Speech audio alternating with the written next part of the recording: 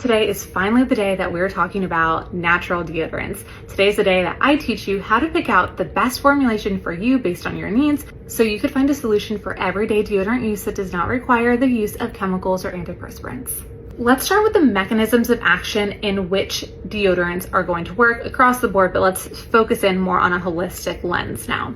We are going to have an antimicrobial. An antimicrobial, when we're talking about holistic deodorants, is going to be something like caprylic acid, monolaurin, lauric acid, and even zinc. We're going to reduce the organism load because they're killers. Of course, we also want to have a pH modifier. Often looks like baking soda, sometimes it's a magnesium. Next up, we're going to have something that wicks the moisture. So typically that would be like an arrowroot starch or some other starch variety. Sometimes it's even charcoal. Charcoal also does kind of bind smell, but it really could be used for moisture. Clay is another great alternative. And then lastly, we have potential for scent. Talking about natural deodorants, we're not relying on the masking element that is a mechanism of action within deodorants, because essential oils don't mask long term. Fragrance does. That's why you can put on perfume today and still smell it tomorrow. But if you put on an essential oil today, you're not even going to smell it by the end of the day. It's very common to see organic, healthy, crunchy, mineral-based, non-toxic deodorants that contain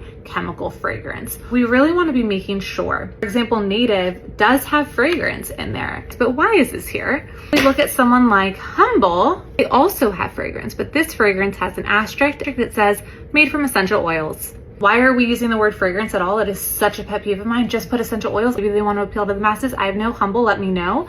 But I do love that they clarified this fragrance is from essential oils versus this fragrance. I don't know where this fragrance is from. That smells like a chemical. We're talking about how to pick out the best deodorant. We really want to check off a box from every category.